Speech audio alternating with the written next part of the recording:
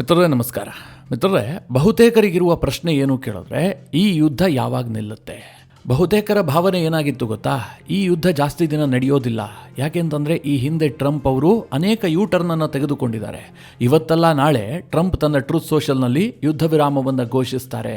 Iran ವಿರುದ್ಧ ನಾವು ಜಯ ಸಾಧಿಸಿಬಿಟ್ವಿ, ನಮ್ಮ ಗುರಿ ಇಂತಿಂತಹದ್ದಿತ್ತು, ನಾವೆಲ್ಲ ಹೊಡೆದಾಗಿದೆ, ಇಲ್ಲಿಗೆ ಯುದ್ಧ ವಿರಾಮ ಹೀಗಂತ ಘೋಷಿಸ್ತಾರೆ ಅಂತ ಎಲ್ಲರೂ ಭಾವಿಸಿದ್ರು. ಆದರೆ 13 ದಿನಗಳು ಕಳೆದು ಹೋಗಿದೆ, ಯುದ್ಧ ನಿಲ್ಲುವಂತಹ ಲಕ್ಷಣಗಳು ಕಾಣ್ತಾ ಇಲ್ಲ. ಟ್ರಂಪ್ ಗಳಿಗೆಗೆ ಒಂದೊಂದು ಸ್ಟೇಟ್ಮೆಂಟನ್ನು ಕೂಡ ಕೊಡ್ತಾ ಇದ್ದಾರೆ. ಹಾಗಾದರೆ ಈ ಯುದ್ಧದ ಮುಂದಿನ ಗತಿ ಏನಾಗಿರುತ್ತೆ? ಇರಾನ್ ಯಾವುದೇ ಕಾರಣಕ್ಕೂ ಸರೆಂಡರ್ ಆಗುವ ರೀತಿಯಲ್ಲಿ ಕಾಣ್ತಾ ಇಲ್ಲ. ಅವರು ನಾವು ಬದುಕಿರುವವರೆಗೂ ಕೂಡ ಹೋರಾಡ್ತೀವಿ ಅಂತ ಪಣ ತೊಟ್ಟು ನಿಂತಂತೆ ಕಂಡು ಬರ್ತಾ ಇದೆ. ಈ ನಡುವೆ ಅಮೆರಿಕದಲ್ಲಿ ಒಂದು ಸರ್ವೆ ಬಂದಿದೆ. ಈ ಸರ್ವೆಯ ಬಗ್ಗೆ ನಾನು ಯಾಕೆ ಇವತ್ತು ಹೇಳ್ತಾ ಇದ್ದೀನಿ ಅಂತಂದ್ರೆ, ಇದು ಟ್ರಂಪ್ ಅವರ ಮುಂದಿನ ರಾಜಕೀಯ ಭವಿಷ್ಯವನ್ನ ಬಹಳ ಸ್ಪಷ್ಟವಾಗಿ ತೋರಿಸ್ತಾ ಇದೆ. ಒಂದು ದೀಪ ಆರುವ ಮುಂಚೆ ಅದು ಹೆಚ್ಚು ಪ್ರಜ್ವಲಿಸುತ್ತೆ. ಟ್ರಂಪ್ ಅವರ ಸ್ಥಿತಿಯೂ ಕೂಡ ಹಾಗೆ ಆಗಿದೆ. ಈ ಯುದ್ಧ ಟ್ರಂಪ್ ಅವರ ರಾಜಕೀಯ ಭವಿಷ್ಯದ ಮೇಲೆ ಬಹಳ ನೆಗೆಟಿವ್ ಪರಿಣಾಮ ಬೀರುತ್ತೆ ಅಂತ ಆ ಸಮೀಕ್ಷೆ ಹೇಳ್ತಾ ಇದೆ. ಮಿತ್ರರೇ, ಬಹಳ ಇಂಟ್ರೆಸ್ಟಿಂಗ್ ಅಂಶಗಳಿದಾವೆ. ಟ್ರಂಪ್ ಎಲ್ಲಿ ಸಿಕ್ಕಾಕೊಂಡಿದ್ದಾರೆ, ಮುಂದೇನಾಗುತ್ತೆ? ಅಮೆರಿಕದಲ್ಲಿ ಮಿಡ್ ಟರ್ಮ್ ಎಲೆಕ್ಷನ್ ಬರ್ತಾ ಇದೆಯಲ್ಲ, ಆ ಸಂದರ್ಭದಲ್ಲಿ ಈ ಸಮೀಕ್ಷೆ ಬಂದಿದ್ದಕ್ಕೆ ಮಹತ್ವ ಏನು? ಟ್ರಂಪ್ ಏನಾದರೂ ಅಧಿಕಾರ ಕಳೆದುಕೊಳ್ಳುವಂಥ ಸಾಧ್ಯತೆಗಳಿದಾವ? ಏನಾಗುತ್ತೆ? ಇದೆಲ್ಲದರ ಬಗ್ಗೆ ಈ ವಿಡಿಯೋದಲ್ಲಿ ನಿಮಗೆ ಡೀಟೇಲ್ ಆಗಿ ತಿಳಿಸ್ಕೊಡ್ತೀನಿ. ನೀವು ಈ ವಿಡಿಯೋನ ಕೊನೆವರೆಗೂ ಮಿಸ್ ಮಾಡದೆ ನೋಡಿ. ಮಿತ್ರರೇ, ಈ ಟ್ರಂಪ್ ಅವರನ್ನ ಅಮೆರಿಕದ ಜನರು ಮಾತ್ರ ಸಹಿಸಿಕೊಳ್ಳೋದಕ್ಕೆ ಸಾಧ್ಯ, ಇನ್ಯಾರೂ ಕೂಡ ಸಹಿಸಿಕೊಳ್ಳೋದಕ್ಕೆ ಸಾಧ್ಯವೇ ಇಲ್ಲ. ಆದರೆ ಪರಿಸ್ಥಿತಿ ಏನಾಗಿದೆ ಹೇಳಿ? ಇಡೀ ಜಗತ್ತೇ ಟ್ರಂಪ್ ಅವರನ್ನ ಸಹಿಸಿಕೊಳ್ಳಬೇಕಾದಂಥ ಅನಿವಾರ್ಯತೆ ಸೃಷ್ಟಿಸಿಬಿಟ್ಟಿದೆ. ಈ ಟ್ರಂಪ್ 2024ರಲ್ಲಿ ಚುನಾವಣೆಗೂ ಮುಂಚೆ ಆಡದಂತಹ ಮಾತಿಗೂ ಅಧಿಕಾರಕ್ಕೆ ಬಂದ ಮೇಲೆ ನಡೆದುಕೊಂಡಂತಹ ರೀತಿಗೂ 10 ಪೈಸೆ ಟ್ಯಾಲಿ ಆಗ್ತಾ ಇಲ್ಲ. ಟ್ರಂಪ್ ಅಧಿಕಾರಕ್ಕೆ ಬರೋದಕ್ಕೆ ಮುಂಚೆ ಅಮೆರಿಕನ್ನರಿಗೆ ಕೊಟ್ಟಂತಹ ಭರವಸೆ ಏನು? ನಾನು ಅಧಿಕಾರಕ್ಕೆ ಬಂದಿದ್ದೆ ಆದರೆ ಎಲ್ಲ ರೀತಿಯ ಫಾರಿನ್ ಯುದ್ಧಗಳನ್ನು ನಿಲ್ಲಿಸ್ತೀನಿ, ಅದು ಉಕ್ರೇನ್ ರಷ್ಯಾ ಯುದ್ಧ ಇರಬಹುದು, ಗಾಜಾ ಯುದ್ಧ ಇರಬಹುದು, ಎಲ್ಲದಕ್ಕೂ ಬ್ರೇಕ್ ಹಾಕ್ತೀನಿ ಅಂತ. ಹಾಗೆ ಎರಡನೇ ಭರವಸೆ ಏನು? ಅನಗತ್ಯ ವೆಚ್ಚಕ್ಕೆ ಕಡಿವಾಣ ಹಾಕ್ತೀನಿ. ಅಮೆರಿಕ ಸರ್ಕಾರ ವಿಪರೀತವಾಗಿ ಬೇಡದ ವಿಚಾರಗಳಿಗೆ ಖರ್ಚು ಮಾಡ್ತಾ ಇದೆ, ನಾನೆಲ್ಲದಕ್ಕೆ ಬ್ರೇಕ್ ಹಾಕ್ತೀನಿ, ನಮ್ಮ ಟ್ಯಾಕ್ಸ್ ಪೇಯರ್ ಮನಿಯನ್ನು ನಾನು ಉಳಿಸ್ತೀನಿ ಅಂತ ಟ್ರಂಪ್ ಅವರು ಕೊಟ್ಟಂತಹ ಎರಡನೇ ಭರವಸೆ. ಮೂರನೇದಾಗಿ ಅಕ್ರಮ ವಲಸಿಗರನ್ನು ನಾನು ಹೊರ ಹಾಕ್ತೀನಿ, ಮೇಕ್ ಅಮೆರಿಕಾ ಗ್ರೇಟ್ ಅಗೈನ್, ಹೀಗೆಲ್ಲ ಟ್ರಂಪ್ ಘೋಷಣೆ ಮಾಡಿದ್ರು. ಹಾಗೆ ಟ್ರಂಪ್ ಅವರು ಅಮೆರಿಕದ ಜನರಿಗೆ ಕೊಟ್ಟಂತಹ ನೇರ ಭರವಸೆ ಏನು ಕೇಳಿದ್ರೆ, ಅಮೆರಿಕದಲ್ಲಿ ಬೆಲೆ ಏರಿಕೆಯನ್ನು ಬಹಳ ಕಡಿಮೆ ಮಾಡ್ತೀನಿ ಅಂತ. ಆದರೆ ಅವರು ಅಧಿಕಾರಕ್ಕೆ ಬಂದ ಮೇಲೆ ಆಗಿದ್ದೇನು? ಯುದ್ಧ ನಿಲ್ಲಿಸೋದಕ್ಕೆ ಸಾಧ್ಯ ಆಗಿಲ್ಲ. ಇವತ್ತಿಗೂ ಕೂಡ ರಷ್ಯಾ ಮತ್ತು ಉಕ್ರೇನ್ ಯುದ್ಧ ನಡೀತಾ ಇದೆ. ಅದಕ್ಕೆ ಪ್ರತಿಯಾಗಿ ಟ್ರಂಪ್ ಏನು ಮಾಡಿದ್ರು? ನಾನು 8 ಯುದ್ಧಗಳನ್ನು ನಿಲ್ಲಿಸಿದ್ದೀನಿ ಅಂತ ಹೊಸದಾಗಿ ಘೋಷಣೆಯನ್ನು ಮಾಡಿದ್ರು. ಭಾರತ ಮತ್ತು ಪಾಕಿಸ್ತಾನದ ನಡುವೆ ಒಂದು ಕಾನ್ಫ್ಲಿಕ್ಟ್ ಆಯಿತು. ಇದೇನು ಯುದ್ಧ ಅಲ್ಲ, ಆದರೂ ಕೂಡ ಟ್ರಂಪ್ ಹೇಳಿದ್ರು ಆ ಯುದ್ಧವನ್ನು ನಾನು ನಿಲ್ಲಿಸಿದ್ದೀನಿ. ಅದು ನ್ಯೂಕ್ಲಿಯರ್ ವಾರ ಆಗ್ತಾ ಇತ್ತು. ರಷ್ಯಾ ಉಕ್ರೇನ್ ವಾರ ಇದೆಯಲ್ಲ, ಅದೇನೂ ಅಲ್ಲ, ಅದಕ್ಕಿಂತ ದೊಡ್ಡದಾದಂತಹ ಯುದ್ಧ ಆಗ್ತಾ ಇತ್ತು. 35 ಮಿಲಿಯನ್ ಜನ ಸತ್ತು ಹೋಗ್ತಾ ಇದ್ರು. ಇತ್ತೀಚೆಗೊಂದು ಸ್ಟೇಟ್ಮೆಂಟ್ ಕೊಟ್ಟರು, ಪಾಕಿಸ್ತಾನದ ಪ್ರಧಾನಿಯೂ ಕೂಡ ಸತ್ತು ಹೋಗ್ಬಿಡ್ತಾ ಇದ್ರು, ನಾನು ಎಲ್ಲರನ್ನೂ ರಕ್ಷಿಸಿದೆ ಅಂತ. ಆದರೆ ಅಮೆರಿಕನ್ನರ ಸೆಂಟಿಮೆಂಟ್ ಏನು? ಉಕ್ರೇನ್ ಯುದ್ಧ ನಿಲ್ಲಬೇಕು, ಉಕ್ರೇನ್ಗೆ ನಮ್ಮಿಂದ ಜಾಸ್ತಿ ಫಂಡ್ ಆಗ್ತಾ ಇದೆ, ನಮ್ಮಿಂದ ಶಸ್ತ್ರಾಸ್ತ್ರ ಹೋಗ್ತಾ ಇದೆ, ಇದರಿಂದ ಅಮೆರಿಕಾಗೆ ಲಾಸ್ ಆಗ್ತಾ ಇದೆ ಅಂತ. ಅದರ ವಿಚಾರದಲ್ಲಿ ಟ್ರಂಪ್ಗೆ ಯಶಸ್ಸು ಸಿಕ್ಕಿಲ್ಲ. ಎರಡನೆಯದಾಗಿ ಟ್ರಂಪ್ ಅವರು ಅನಗತ್ಯ ವೆಚ್ಚದ ಬಗ್ಗೆ ಮಾತನಾಡಿದ್ರು. ಆದರೆ ಟ್ರಂಪ್ ಅಧಿಕಾರಕ್ಕೆ ಬಂದ ಬಳಿಕ ಮಾಡಿದ್ದೇನು? ಕೆಲವೊಂದಷ್ಟು ಫಾರಿನ್ ಏಡ್ಗಳನ್ನು ಕಟ್ ಮಾಡಿದ್ರು ಬಿಟ್ರೆ ಅನಗತ್ಯ ವೆಚ್ಚಕ್ಕೆ ಟ್ರಂಪ್ ಕಡಿವಾಣ ಹಾಕಿಲ್ಲ. ಸರ್ಕಾರದ ಸ್ಪೆಂಡಿಂಗ್ ಕಡಿಮೆ ಮಾಡೋದಕ್ಕೋಸ್ಕರವಾಗಿ ಡೋಜ್ ಎನ್ನುವಂತಹ ಪ್ರತ್ಯೇಕ ವಿಭಾಗವನ್ನು ಹುಟ್ಟುಹಾಕಿದ್ರು. ಇಲಾನ್ ಮಾಸ್ಕ್ ಮತ್ತು ವಿವೇಕ್ ರಾಮಸ್ವಾಮಿ ಇಬ್ಬರನ್ನೂ ಕೂಡ ನೇಮಕ ಮಾಡಿದ್ರು. ಆದರೆ ಇಬ್ಬರೂ ಕೂಡ ಅದರಿಂದ ಹೊರ ಬಂದ್ರು. ಇವತ್ತು ಡೋಜೆ ಬಾಗಿಲು ಮುಚ್ಚಿಕೊಂಡು ಹೋಗಿದೆ. ಹಾಗೆ ಅಕ್ರಮ ವಲಸಿಗರ ವಿಚಾರದಲ್ಲಿ ಟ್ರಂಪ್ ಅವರು ಕೊಟ್ಟಂತಹ ಭರವಸೆ ಟೋಟಲಿ ಫೇಲ್ಯೂರ್ ಆಗಿದೆ. ಈ ಹಿನ್ನೆಲೆಯಲ್ಲೇ ಟ್ರಂಪ್ ಅವರ ಅಪ್ರೂವಲ್ ರೇಟಿಂಗ್ ಕೂಡ 37ಕ್ಕೆ ಕುಸಿದಿತ್ತು. ಇದು ಅಮೆರಿಕ ಅಧ್ಯಕ್ಷರು ಕಂಡಂತಹ ಸಾರ್ವಕಾಲಿಕ ಕಡಿಮೆ ಅಪ್ರೂವಲ್ ರೇಟಿಂಗ್. ಇನ್ನು ಬೆಲೆ ಏರಿಕೆಯ ಬಗ್ಗೆ ನಾನೇನಾದರೂ ನಿಮಗೆ ವಿವರಿಸಬೇಕಾ? ಯಾಕೆ ಅಂತಂದರೆ ಟ್ರಂಪ್ ಅಧಿಕಾರಕ್ಕೆ ಬಂದ ದಿನದಿಂದಲೂ ಕೂಡ ಟ್ಯಾರಿಫ್ ಅಸ್ತ್ರವನ್ನು ಹಿಡಿದು ಜಳಪಿಸಿದ್ರು. ಇದರ ಪರಿಣಾಮ ಯಾರ ಮೇಲೆ ಆಯಿತು ಕೇಳಿದ್ರೆ ಅಮೆರಿಕದ ಸಿಟಿಸನ್ಸ್ ಮೇಲೆ. ಎಲ್ಲಾ ದೇಶಗಳ ಮೇಲೆ ಟ್ರಂಪ್ ಅವರು ವಿವೇಕ ಇಲ್ಲದೆ ಟ್ಯಾರಿಫ್ ಅನ್ನು ಹೇರಿದ ಕಾರಣದಿಂದಾಗಿ ಅಮೆರಿಕದಲ್ಲಿ ವಿಪರೀತವಾಗಿ ಬೆಲೆ ಏರಿಕೆ ಆಗಿದೆ. ಹೀಗಾಗಿ ಟ್ರಂಪ್ ಮೇಲೆ ಇಟ್ಟಂತಹ ಭರವಸೆ ಹಂತ ಹಂತವಾಗಿ ಕಡಿಮೆ ಆಗಿ ಹೋಗಿದೆ. ಈಗಂತೂ ಪಾತಾಳಕ್ಕೆ ಕುಸಿದಿದೆ. ಇದರ ನಡುವೆ ಮಿತ್ರರೇ, ಅಮೆರಿಕದ ಸರ್ಕಾರಿ ವೆಚ್ಚವನ್ನು ಕಡಿಮೆ ಮಾಡ್ತೀನಿ ಅಂತ ಹೇಳಿದಂತಹ ಟ್ರಂಪ್ ಈಗ ಅಮೆರಿಕವನ್ನೇ ಯುದ್ಧಕ್ಕೆ ತಳ್ಳಿದ್ದಾರೆ. ಅನಗತ್ಯವಾಗಿ ಯುದ್ಧ ವೆಚ್ಚವನ್ನು ಅಮೆರಿಕನ್ನರು ಭರಿಸಬೇಕಾದಂತಹ ಅನಿವಾರ್ಯತೆ ಸೃಷ್ಟಿಯಾಗಿದೆ. ಇಷ್ಟು ದಿನ ಅಮೆರಿಕನ್ನರ ಟ್ಯಾಕ್ಸ್ ಪೇಯರ್ಸ್ ಯಾರದೋ ಯುದ್ಧಕ್ಕೆ ಬಳಕೆ ಆಗ್ತಾ ಇತ್ತು. ಈಗ ಅಮೆರಿಕವೇ ಆ ಯುದ್ಧಕ್ಕೆ ಡೈರೆಕ್ಟ್ ಆಗಿ ಇನ್ವಾಲ್ವ್ ಆಗಿಬಿಟ್ಟಿದೆ. ಇದು ಅಮೆರಿಕನ್ನರಿಗೆ ಸ್ವಲ್ಪವೂ ಇಷ್ಟ ಆಗ್ತಾ ಇಲ್ಲ. ಸದ್ಯ ಈ ಬಗ್ಗೆ ಒಂದು ಸರ್ವೆಯನ್ನು ನಡೆಸಲಾಗಿತ್ತು. ಅದರಲ್ಲಿ 53% ಜನ ಯುದ್ಧವನ್ನು ಖಂಡಿಸಿದ್ದಾರೆ. ಯಾವುದೇ ಕಾರಣಕ್ಕೂ ನಮಗೆ ಯುದ್ಧ ಬೇಕಾಗಿರಲಿಲ್ಲ, ಅಮೆರಿಕಾಗೆ ಇರಾನ್ ಯುದ್ಧ ಅನಗತ್ಯ ಅಂತ ಅಭಿಪ್ರಾಯಪಟ್ಟಿದ್ದಾರೆ. 7% ಜನ ನ್ಯೂಟ್ರಲ್ ಆಗಿದ್ದಾರೆ, ಏನೂ ಹೇಳೋದಿಲ್ಲ, ಯುದ್ಧ ಮಾಡಲಿ ಬಿಡಲಿ, ಅದಕ್ಕೂ ನಮಗೂ ಸಂಬಂಧ ಇಲ್ಲ ಅಂತ. ಕೇವಲ 40% ಜನ ಮಾತ್ರ ಟ್ರಂಪ್ ಅವರ ಈ ಯುದ್ಧವನ್ನು ಬೆಂಬಲಿಸಿದ್ದಾರೆ. ಇನ್ನೂ ಇಂಟ್ರೆಸ್ಟಿಂಗ್ ಏನು ಕೇಳಿದ್ರೆ ಯುದ್ಧವನ್ನು ವಿರೋಧಿಸಿದವರ ಪೈಕಿ 89% ಜನ ಡೆಮಾಕ್ರೆಟಿಕ್ ಪಕ್ಷದವರು. ಹಾಗೆ ಯಾವುದೇ ಪಕ್ಷದ ಜೊತೆಯೂ ಗುರುತಿಸಿಕೊಳ್ಳದಂತಹ 60% ಜನ ಈ ಯುದ್ಧವನ್ನು ವಿರೋಧಿಸಿದ್ದಾರೆ. ಹಾಗೆ ರಿಪಬ್ಲಿಕನ್ ಪಕ್ಷಕ್ಕೆ ವೋಟ್ ಹಾಕುವಂತಹ 85% ಜನ ಈ ಯುದ್ಧವನ್ನ ಬೆಂಬಲಿಸಿದ್ದಾರೆ. ಹೌದು, ಟ್ರಂಪ್ ಮಾಡ್ತಾ ಇರೋದು ಸರಿ ಇದೆ ಅಂತ.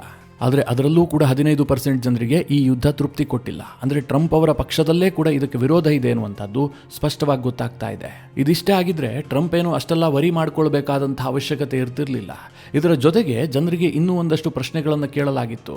ಅದೇನು ಕೇಳಿದ್ರೆ, ಟ್ರಂಪ್ ಅವರ ಅಧಿಕಾರಾವಧಿಯಲ್ಲಿ ಅಮೆರಿಕದ ಲೀಡರ್ಶಿಪ್ ಇದೆಯಲ್ಲ, ಇದು ಸ್ಟ್ರಾಂಗ್ ಆಗಿದೆಯಾ ಅಥವಾ ವೀಕ್ ಆಗಿದೆಯಾ ಅಂತ ಒಂದು ಪ್ರಶ್ನೆ ಕೇಳಲಾಗಿತ್ತು. ಇದಕ್ಕೆ 40% ಜನ ಸ್ಟ್ರಾಂಗ್ ಆಗಿದೆ ಅಂತ ಅಭಿಪ್ರಾಯ ಪಟ್ಟರೆ 47% ಜನ ವೀಕ್ ಆಗಿದೆ, ಟ್ರಂಪ್ ಅವರ ಕಾಲದಲ್ಲಿ ಅಮೆರಿಕ ಇನ್ನೂ ವೀಕ್ ಆಗಿದೆ ಅಂತ ಅಭಿಪ್ರಾಯಪಟ್ಟಿದ್ದಾರೆ. ಅಲ್ಲಿಗೆ ಬಹುಮತ ಯಾರಿಗಿದೆ? ಟ್ರಂಪ್ ಅವರು ಅಮೆರಿಕವನ್ನ ಸ್ಟ್ರಾಂಗ್ ಮಾಡಿಲ್ಲ, ಮೇಕ್ ಅಮೆರಿಕ ಗ್ರೇಟ್ ಅಗೈನ್ ಈಡೇರಿಲ್ಲ ಅಂತಲೇ ಬಹುತೇಕರು ಅಭಿಪ್ರಾಯಪಟ್ಟಿದ್ದಾರೆ. ಹಾಗೆ ಟ್ರಂಪ್ ಅವರು ಅಧಿಕಾರಕ್ಕೆ ಬಂದ ಬಳಿಕ ಅಮೆರಿಕವನ್ನ ಹೆಚ್ಚಿನ ರಾಷ್ಟ್ರಗಳು ವಿಶ್ವಾಸಾರ್ಹ ದೇಶ ಅಂತ ನಂಬುತ್ತವ, ಆ ಸಂಖ್ಯೆ ಜಾಸ್ತಿ ಆಗಿದೆಯಾ ಅಥವಾ ಕಡಿಮೆಯಾಗಿದೆಯಾ? ಈ ಪ್ರಶ್ನೆಯನ್ನ ಕೂಡ ಕೇಳಲಾಗಿತ್ತು. ಇದಕ್ಕೆ 51% ಜನ ಕಡಿಮೆಯಾಗಿದೆ ಅಂತ ಉತ್ತರ ಕೊಟ್ಟಿದ್ದಾರೆ. 34% ಜನ ಮಾತ್ರ ಹೆಚ್ಚಾಗಿದೆ ಅಂತ ಹೇಳ್ತಾ ಇದ್ದಾರೆ. 11% ಜನ ಸೇಮ್ ಟು ಸೇಮ್ ಇದೆ, ಏನು ವ್ಯತ್ಯಾಸ ಇಲ್ಲ ಅಂತ ಅಭಿಪ್ರಾಯ ಪಡ್ತಾ ಇದ್ದಾರೆ. ಮಿತ್ರರೇ, 51% ಜನರಿಗೆ ಅಮೆರಿಕ ವಿಶ್ವಾಸಾರ್ಹತೆಯನ್ನು ಕಳೆದುಕೊಂಡಿದೆ ಅಂತ ಅನ್ನಿಸ್ತಾ ಇದೆ. ಯಾಕೆ ಹೀಗೆ ಅನ್ನಿಸ್ತಾ ಇದೆ ಅಂತಂದರೆ, ಟ್ರಂಪ್ ಮಾಡಿದಂತಹ ಅವಾಂತರಗಳೇನು? ಭಾರತ ಅಮೆರಿಕದ ಸಂಬಂಧವನ್ನು ಹಾಳುಗೆಡುವುದ್ರು. ಭಾರತ ಬಿಟ್ಬಿಡಿ, ಬಹಳ ದೂರದ ದೇಶ, ಪಕ್ಕದಲ್ಲೇ ಇರುವಂತಹ ಕೆನಡಾದ ಸಂಬಂಧ ಹಾಳಾಗೋಯ್ತು. ಕೆನಡಾ ಮತ್ತು ಅಮೆರಿಕದ ಸಂಬಂಧ ಹಾಳಾದಂತಹ ಉದಾಹರಣೆಯೇ ನಿಮಗೆ ಸಿಗೋದಿಲ್ಲ. ಆದರೆ ಟ್ರಂಪ್ ಅದನ್ನು ಕುಲಗೆಡಿಸಿಟ್ಬಿಟ್ಟಿದ್ದಾರೆ.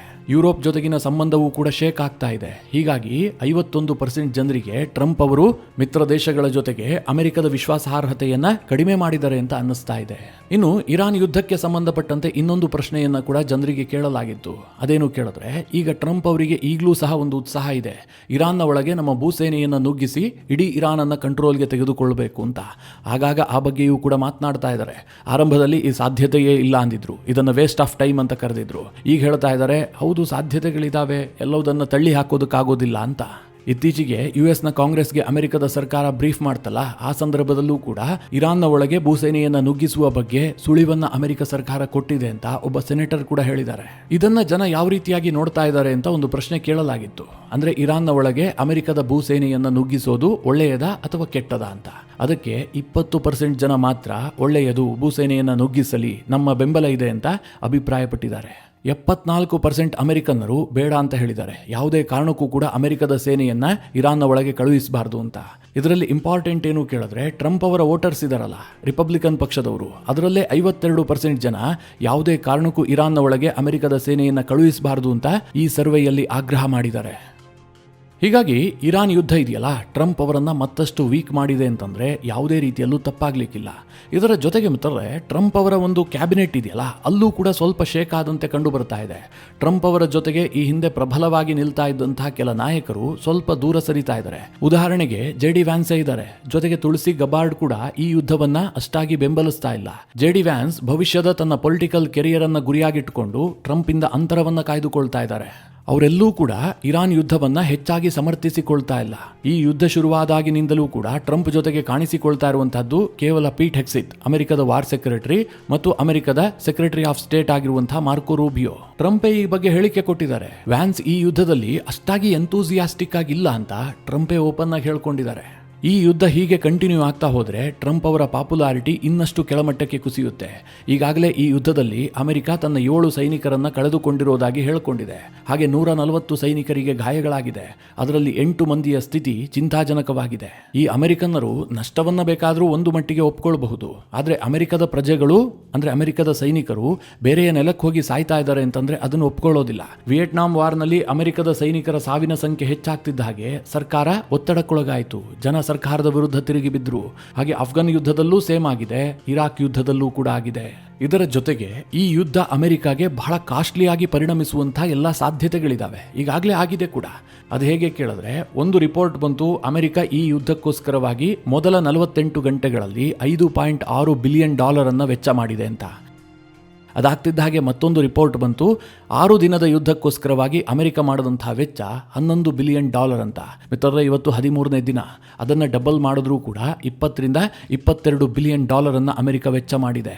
ಹಿಂದೊಮ್ಮೆ ನಾನು ವಿಡಿಯೋದಲ್ಲಿ ನಿಮಗೆ ತಿಳಿಸ್ಕೊಟ್ಟಿದ್ದೆ, ಇರಾನ್ ಕಳುಹಿಸುವಂತಹ ಒಂದು ಕಡಿಮೆ ಬೆಲೆಯ 40-50 ಲಕ್ಷದ ಒಂದು ಶಾಹಿ ಡ್ರೋನ್ ಅನ್ನು ಹೊಡೆಯೋದಕ್ಕೆ ಅಮೆರಿಕ ಪೇಟ್ರಿಯಾಟ್ ಮಿಸೈಲ್ ಅನ್ನು ಬಳಸಬೇಕು. ಒಂದು ಪೇಟ್ರಿಯಾಟ್ ಮಿಸೈಲ್ನ ಬೆಲೆ 30 ಕೋಟಿ ರೂಪಾಯಿ. ಅಲ್ಲಿಗೆ ಯಾವ ಮಟ್ಟದಲ್ಲಿ ಯುದ್ಧದ ಕಾಸ್ಟ್ ರೈಸ್ ಆಗ್ತಾ ಇದೆ ಅಂತ ನೀವೇ ಊಹೆ ಮಾಡಿಕೊಳ್ಳಿ.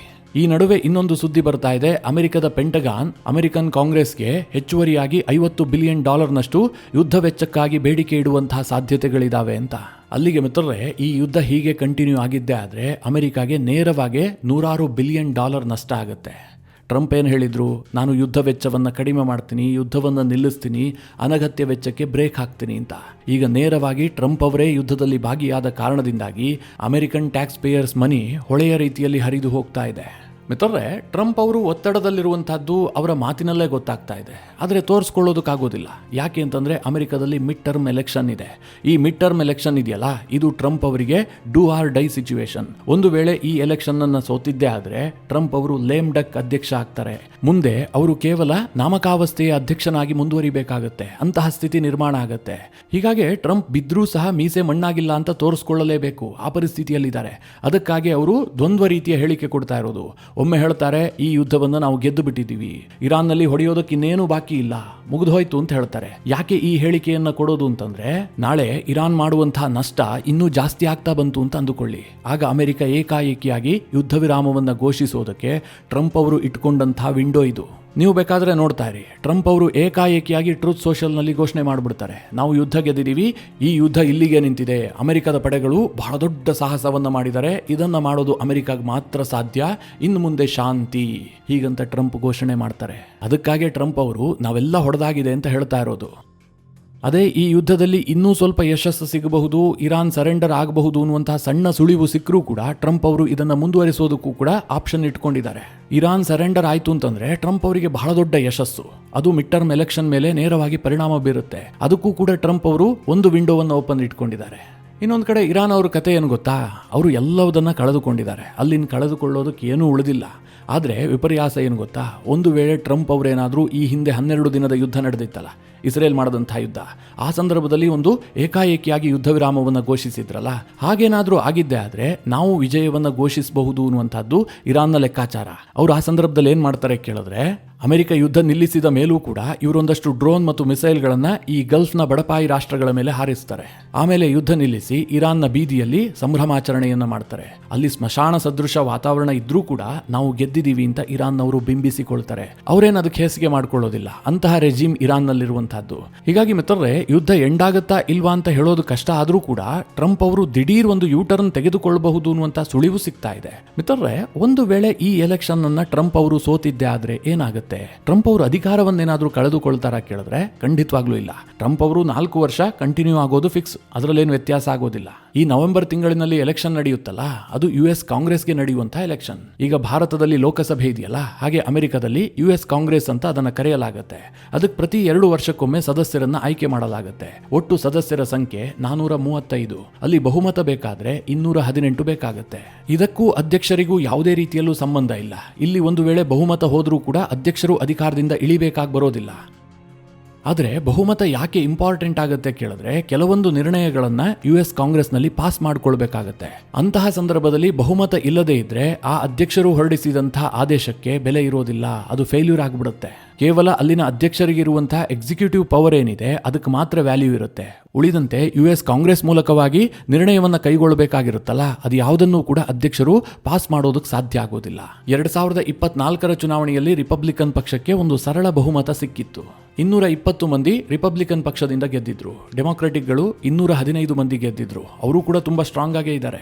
ಈಗ ಈ ಬಾರಿಯ ಚುನಾವಣೆಯಲ್ಲಿ ಸದ್ಯದ ಪರಿಸ್ಥಿತಿಯನ್ನ ಆಧರಿಸಿ, ಜೊತೆಗೆ ಅಮೆರಿಕದಿಂದ ಬರ್ತಾ ಇರುವಂತಹ ಕೆಲ ಸರ್ವೆಗಳು ಮತ್ತೆ ಟ್ರಂಪ್ ಅವರ ಅಪ್ರೂವಲ್ ರೇಟಿಂಗ್ ನ ಆಧಾರದಲ್ಲಿ ಹೇಳೋದಾದ್ರೆ, ರಿಪಬ್ಲಿಕನ್ ಪಕ್ಷದವರು ಮತ್ತೆ 220 ಸೀಟ್ ಗೆಲ್ಲುವಂತಹದ್ದು ಕಷ್ಟ ಇದೆ.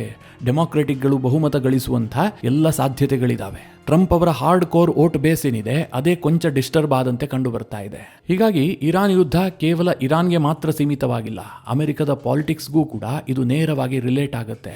ಈ ಕಾರಣದಿಂದ ಯುದ್ಧ ಇದೇ ದಿಕ್ಕಿನತ್ತ ಹೋಗುತ್ತೆ ಅಂತ ಯಾರೂ ಕೂಡ ಪ್ರೆಡಿಕ್ಟ್ ಮಾಡೋದಕ್ಕೆ ಸಾಧ್ಯ ಇಲ್ಲ. ಮಿತ್ರರೇ, ಈ ಎಲ್ಲ ವಿಷಯಗಳ ಕುರಿತಾಗಿ ನಿಮ್ಮ ಅನಿಸಿಕೆ ಅಭಿಪ್ರಾಯಗಳೇನು ಕಮೆಂಟ್ ಮಾಡುವ ಮೂಲಕ ನಮಗೆ ತಿಳಿಸಿ. ಹಾಗೆ ನಿಮಗೆ ಈ ವಿಡಿಯೋ ಇಷ್ಟವಾದರೆ ಲೈಕ್ ಮಾಡಿ. ಜೊತೆಗೆ ನೀವಿನ್ನೂ ನಿಮ್ಮ ನೆಚ್ಚಿನ ಸಂಸ್ಕಾರ ಸೌರಭ ಯೂಟ್ಯೂಬ್ ಚಾನಲ್ನ ಸಬ್ಸ್ಕ್ರೈಬ್ ಮಾಡಿಲ್ಲ ಅಂತಾದರೆ ಈ ಕೂಡಲೇ ಸಬ್ಸ್ಕ್ರೈಬ್ ಮಾಡಿ. ಮುಂದಿನ ಎಲ್ಲ ಅಪ್ಡೇಟ್ಗಳ ನೋಟಿಫಿಕೇಷನ್ಗಾಗಿ ಬೆಲ್ ಐಕಾನ್ ಒತ್ತಿ.